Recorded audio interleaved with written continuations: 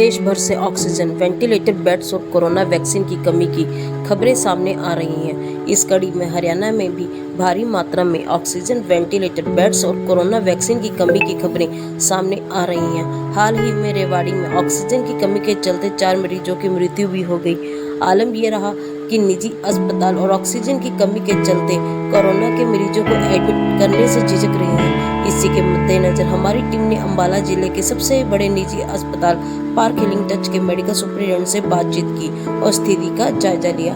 Park Healing Touch के medical superintendent doctor RN Agarwal ने बताया कि ऑक्सीजन को लेकर जिला प्रशासन ने हमें पूर्ण रूप से आश्वस्त किया है कि वह हमें डिमांड के मुताबिक ऑक्सीजन मुहैया करवाएंगे, लेकिन इस स्थिति में लगातार यह डर बना रहता है कि क्या हम अतिरिक्त कोरोना मरीजों को एडमिट करें या नहीं। मौजूदा हालातों में हमारे अस्पताल में रोजाना औसतन 1.5 से 2 टन ऑक्सीजन की खपत होती है। अभी फिलहाल हमारे पास 1.5 टन की ऑक्सीजन बाकी है। स्थिति बहुत भयावह बनी हुई है।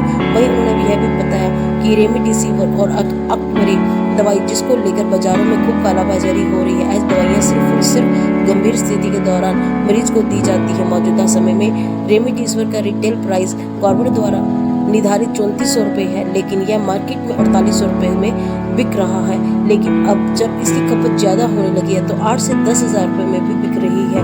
वे अगर अब होलसेल से खरीदते हैं तो यही दवाई 2 से 2,500 रुपये में मिलती है। सरकार काला बाजारी पर नकेल कसने की कोशिश कर रही है।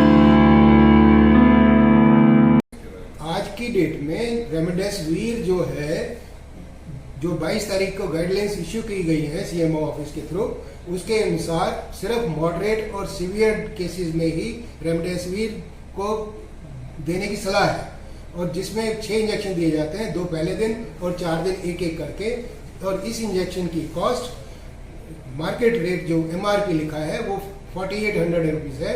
पर आज की डेट में कालाबाजारी करने के लिए लोगों ने कुछ एंटी नेशनल एलिमेंट्स जो कि इस माहौल में भी अपना फायदा सोचते हैं, ये ब्लैक मार्केटिंग करते हैं। इवन 8 से 10 हज़ार तक भी देखने को मिलता है। इस सबको देखते हुए CMO ऑफिस ने अभी निर्णय लिया है कि ड्रग इंस्पेक्टर के थ्रू सभी पेशेंट, चाहे वो सिविल के हैं, चाहे वो सिविल हॉस्पिटल में है, चाहे वो प्राइवेट हॉस्पिटल्स में है, उनको केस टू केस बेसिस पूरी डिटेल्स लेके एक कमेटी द्वारा सेलेक्ट किया जाएगा और ये डोज उनके थ्रू मिलेगी।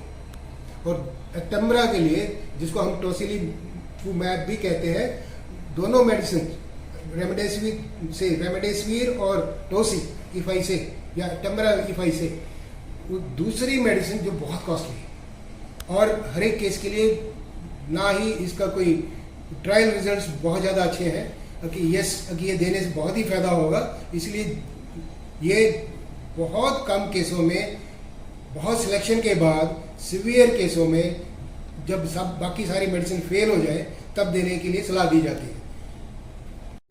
फर्स्ट वेव में देखा गया था कि जनरली 40 साल से ऊपर वाले और वो भी कोमोर्बिडिटीज वाले मरीज ज़्यादा देखने को मिलते थे। पर अभी वेरिएंट आने से यह यंगर पॉपुलेशन को भी अफेक्ट कर रहा है। आज की डेट में यंग लोग अफेक्ट हो रहे हैं, बिना बीमारी के अफेक्ट हो रहे हैं। इवन छोटे छोटे बच्चे, गर्भवती महिलाएं भी हो रही हैं। इस हॉस्पिटल में भी बहुत सी क्वेरियाँ आती हैं बच्चों को लेकर और गर्भवती महिलाओं को लेकर। ऑक्सीजन का जो मौजूदा हालात है, जितने मरीज मेरे पास आज इस हॉस्पिटल में है, उनकी देखभाल करने के लिए कम से कम 2 दिन का स्टॉक मेरे पास है। और जो एडमिनिस्ट्रेशन ने बोला है, संभावना दी है DC ने भी और CMO ने भी, कि रेगुलर सप्लाई जो 1 दिन की खपत है, कम से कम उतना सप्लाई हमें रेगुलर बेसिस पे देते हैं। हमारा हॉस्पिटल को 50 बेड के लिए नियमित किया गया है। उसमें से 20 बेड ICU के हैं और 30 बेड ऑक्सीजन सप्लाई वाले हैं। और मेरे पास आज की डेट में पूरे 50 के 50 बेड भरे हुए हैं। और इनकी रिक्वायरमेंट के लिए, जिसमें से 9 पेशेंट वेंटिलेटर्स पे हैं और करीब 35 पेशेंट ऑक्सीजन पे हैं, और बाकी पेशेंट्स जो कोविड के अलावा है इस हॉस्पिटल में, उनका ऑक्सीजन रिक्वायरमेंट लेते हुए कम से कम 1.5 टन ऑक्सीजन मेरे को पर डे की जरूरत पड़ती है, जिसके लिए एश्योरेंस DC ने दिया है।